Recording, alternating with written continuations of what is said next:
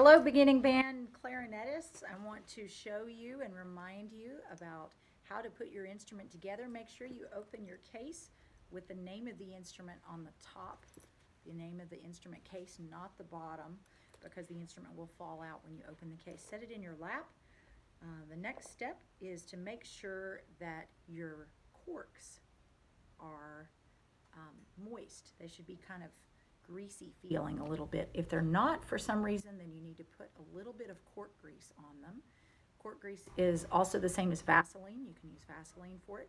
It keeps those corks, which is actually a piece of wood, from drying out and tearing apart. So we want to make sure to keep those corks from getting dried out. Okay, so I'm going to go ahead and grease all of the corks on this clarinet before I put it together. There should be some cork grease in there. Now it looks like chapstick. It is not chapstick, so please do not use it for chapstick. Also, do not use chapstick as cork grease. You can use Vaseline, or you can get cork grease from me, and I will provide some cork grease if you rent your instrument from me. Just make sure not to lose it. Keep it in your case. So I'm making sure that all of my corks are not dry. If they do get dry for some reason, you just need to put that extra cork grease on there.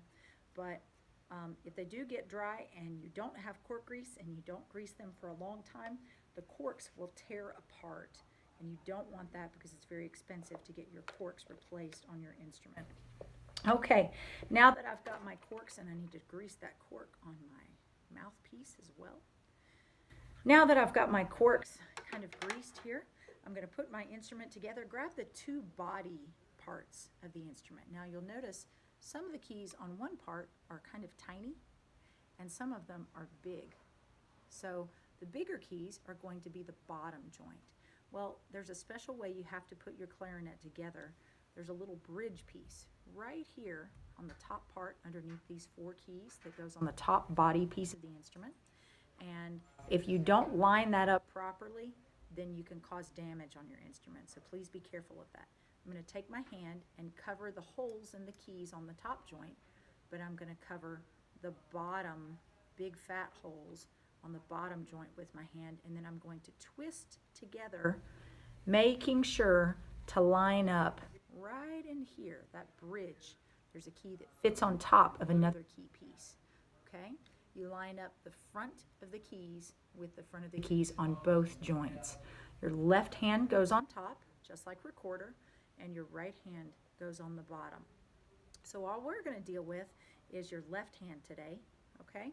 We're going to hold the thumb rest on top of our thumb, or put our thumb underneath the thumb rest, and let the weight of the clarinet sit on our thumb. We'll then take the bell of the instrument, holding over the keys and the tubing, and twist the instrument together. Then I'm going to take the barrel of the instrument and put it on the top.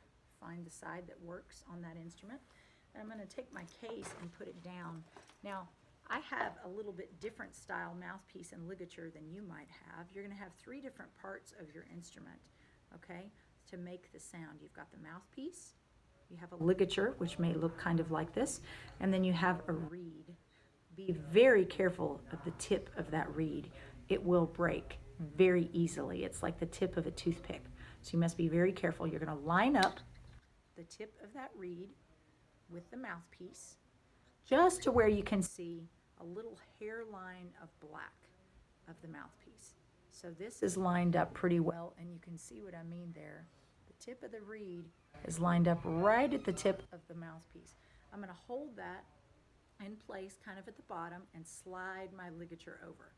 If you have a black ligature like me, this is called a Rovner ligature, and it's going to go with the rubbery, kind of plasticky looking part on the back of the mouthpiece. If you have a different style ligature, you may have one that looks like this,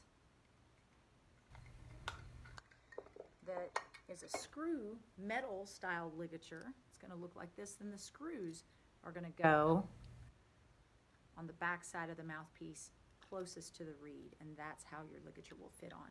I'm going to go ahead and put this screw style ligature on, and then I'll trade and use my Rovner ligature so that you can see and maybe hear the difference even.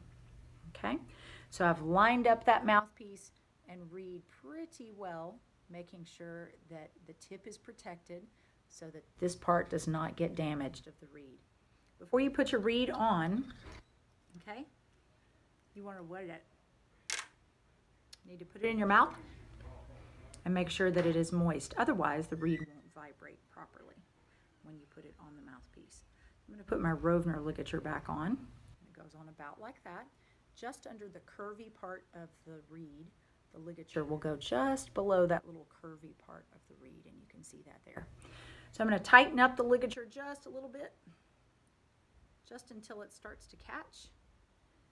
Remember, just like you put your pinky in your mouth, teeth go on the top of your pinky nail, and your bottom lip wraps around your bottom teeth. And then your lips just curl around the mouthpiece. So when I put the mouthpiece in my mouth, just the mouthpiece is going to make a sound kind of like this when I blow. Teeth go on the top of the mouthpiece, and my lip goes right about halfway down on the reed is where my lip will end up.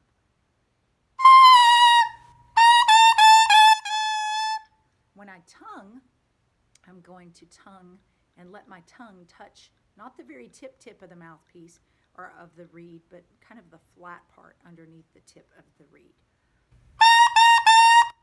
Kind of loud, so you don't want to do it late at night. Put that mouthpiece onto your instrument. Your right hand goes underneath the thumb rest. Left hand goes thumb. 1, 2, 3. And we want to cover the holes of the instrument. You can see the hole there. We want to cover the holes 1, 2, 3 with the flat part of our fingers so that the holes are covered completely. Now all we're going to be doing today is working on that left hand notes, the left hand notes. So if you'll look at page 3 in your book, page 3 will show you how to sit and hold the instrument. And then page 4 is where we will start in our band class. So we're going to play an open G. That means no fingers are down. So I have the instrument kind of in my hands, but I'm not pressing any fingers down. It will sound something like this. That's my open G. If you get a squeaky sound or a sound kind of like that, that means you don't have enough mouthpiece in your mouth. So you want to make sure to have the right amount of mouthpiece in your mouth. Remember, your lips should be about halfway down on that reed. If you get this kind of sound, it means your teeth might be accidentally touching the reed. So be very careful and make sure it's only your lip that touches the reed. You kind of want to smile a little bit and say on the inside of your mouth like a hissing cat, and your tongue will go very high in the roof of your mouth, and that's the proper way to hold your mouth while you play your instrument. So here's my open G. Here's my open G. Thank you for getting that. Here I go. Ready? Play it with me. Open G. Ready? Now I'm going to play number 2. I'm going to play number 2. And this time I'm going to tongue every note on that open G. So we want our tongue to touch the reed and to keep blowing. Ready? Keep your lips nice and tight. Ready? Breathe again. So my fingers are open. I'm not doing any fingers down on the instrument, but I'm letting the thumb rest on the backside and just keeping my fingers floating right above the holes. Keep them floating right above the holes. Here is the F. So on the F, all I'm going to do is cover the thumb hole in the back. Here's my F.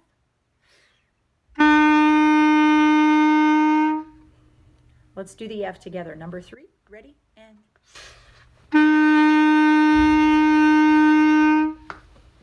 breathe with me.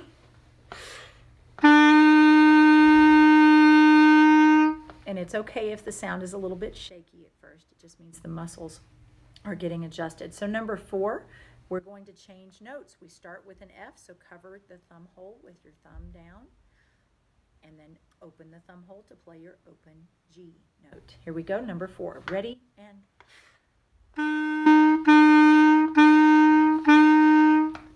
change fingers, open.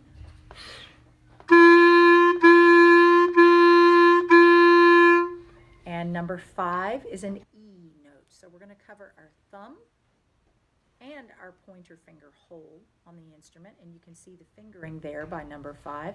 That is called an E. Now you can't take your instrument down and look at your fingerings each time you want to change a new note, so you have to memorize what that feels like and sounds like. Here's number 5. Ready?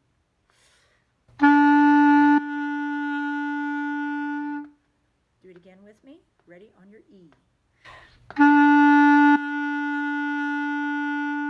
Number 6. Now number 6, we change notes, so you have to be ready to lift that finger tongue every note. Number 6. Ready?